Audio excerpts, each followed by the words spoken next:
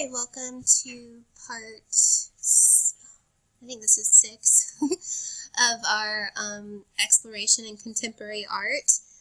In this video, we're going to be looking again at various sort of experimentation in different mediums that artists use, obviously exploration with issues of identity, issues of socioeconomic status, and so forth. And as usual, again, this is global contemporary art. So we're looking at contemporary artists from all over the world. So this is an artist, Mariyoko Mori. This is called Pure Land. It's a photo sort of laid, or has an interlayer with glass. This was done in 1996 through 1998. So when we look at this image, I think at first glance it kind of looks like a video game. But we see this golden landscape, a female figure serenely floats above a lotus blossom with 6 alien musicians sort of whirl by on bubbly clouds around her. Her pink robes mirror the predominantly pale orange, yellow, and pink of the water, land, and sky, firmly embedding her within the tranquil scene. Pure Land, a photograph set within glass, is the counterpoint of Mori's 3D video installation, Nirvana. That was done in 1997.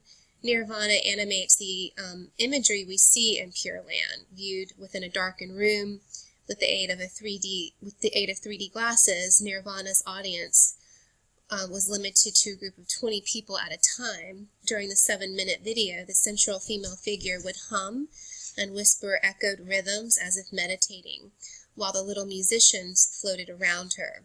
At the conclusion, a fan came on and blew cool, scented air into the audience's faces. Through the integration of sensory elements such as 3D imagery, sound, scent, and the gentle touch of a breeze, combined with the limited viewing audience, Nirvana created an immersive, intimate experience. As its photographic counterpart, Pure Land captures a moment of this experience, enabling the viewer a longer, perhaps more meditative relationship with the work. So again, this is a part of a bigger installation. Every element we see here has significance that may not appear or to be important at first glance. The serene landscape with its golden sky, smooth pink land masses, and perfectly still water is rich with symbolism. Pure Land is set during sunrise in the landscape of the Dead Sea, the lowest point on Earth, called dead because of the high salinity, of the salt. I cannot say words today. Salinity of its water does not support fish or plant life. In the Shinto tradition, salt is used as an agent of purification. Floating in the water is a lotus blossom, a symbol of purity and rebirth into paradise.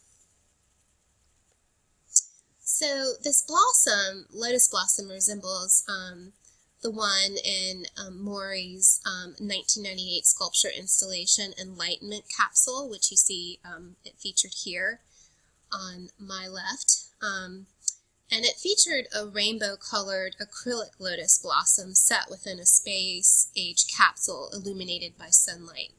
In both Enlightenment Capsule and Pure Land, Mori blends traditional symbolism with futuristic elements. On the right-hand side of the background of Pure Land is a fantastical object. Let me go back. Which resembles a playful futuristic spacecraft with arms right here.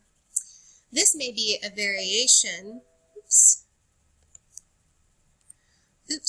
of a Tibetan stupa, which you see featured over here to my right. And this was a sacred Buddhist monument originally used as a burial mound. Through her imagination and this idea of perhaps reinterpreting some of the symbols that are steeped in her, in her cultural tradition, the artist creates a timeless setting appropriate for meditation on death, purification, and rebirth. Alright, this is probably going to be a short video because my computer's about to die and I forgot to bring my cord home. So we're going to look at some other comparisons with her culture in terms of elements related to Buddhism. So when we look at Pure Land, the distinct horizon line combined with the larger island in the foreground that seems to continue into the viewer space creates a sense of immersion, as if one were presented with these fantastical figures. Perhaps this feeling of personal involvement ties in with the title itself, Pure Land, which is this paradise of Amada, or Amataha, I'm saying this wrong, Buddha, who descends to greet devotees at the moment of their death and takes them back to his Pure Land or perfect bliss. And that is spelled, the Amitabha Buddha is spelled Anitabaha. Beginning in the 11th century in Japan, several paintings and sculptures were made on this theme, such as the descent of Amida and the heavenly multitude, which you see here above.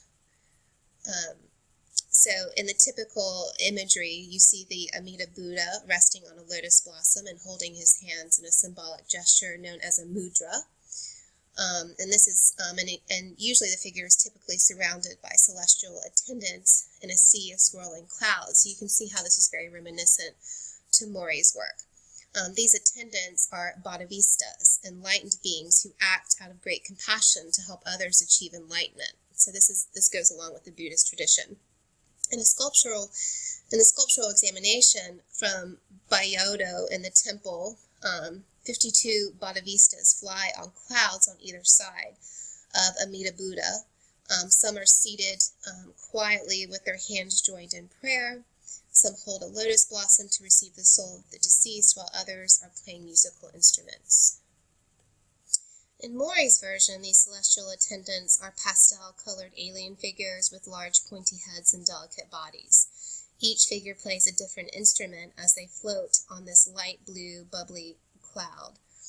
The two musicians in the foreground are blurred as if they are flying quickly toward the viewer. These musicians appear again in a later sculptural installation by Mori called Oneness, done in 2003, which you see here. In this work, the 6 aliens are given three-dimensional form, complete with soft, flesh-like material. They stand in a circle facing outward as they hold hands, or hold each other's hands. The viewer becomes an active participant in the work.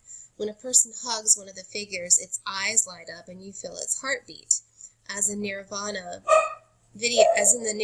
video installation upon which Pure Land is based. Okay, I know.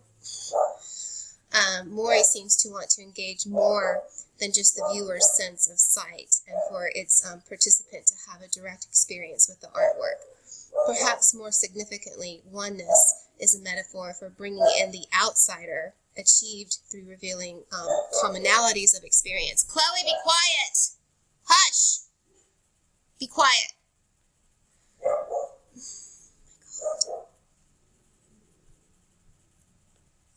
The binding together of seemingly disparate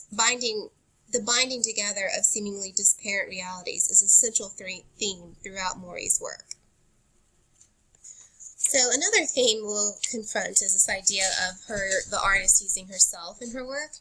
Another element typical in Mori's work is for the artist to cast herself in the principal role, and Pure Land is no exception. The central female figure is the artist herself, wearing an elaborate costume and headdress, both of her own design. Born in Tokyo in 1967, Mori studied design at Tokyo's Buka Fashion College and worked part-time as a fashion model, which she originally considered a form of personal creativity. However, she found modeling an inadequate medium in which to express herself fully, so she began to stage elaborate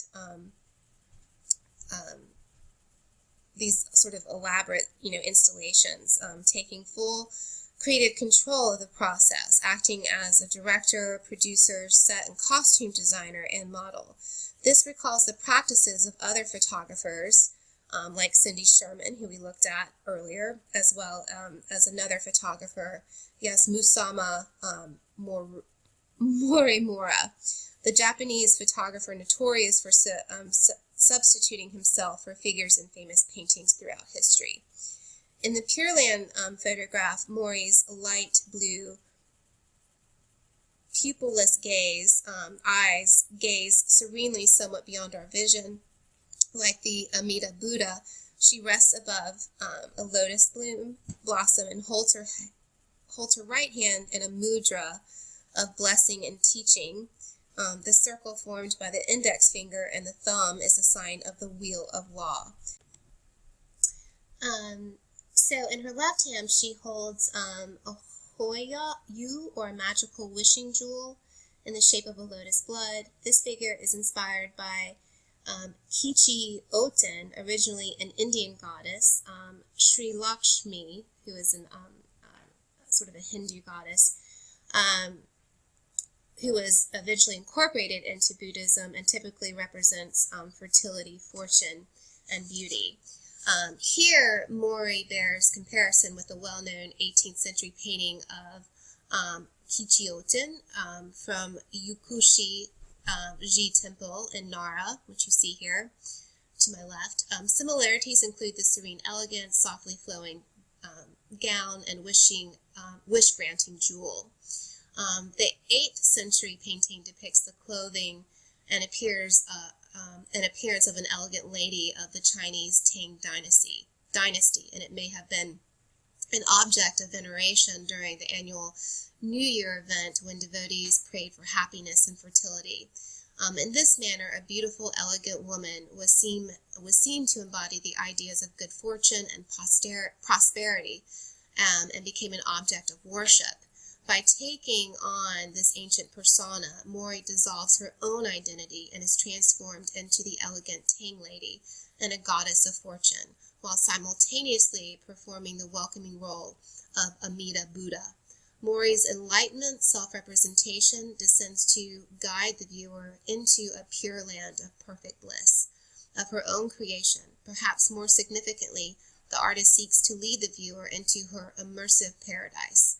In both formats, the multi-sensory video Nirvana and the purely visual Pure Land photograph, the message is clear: enlightenment is for all.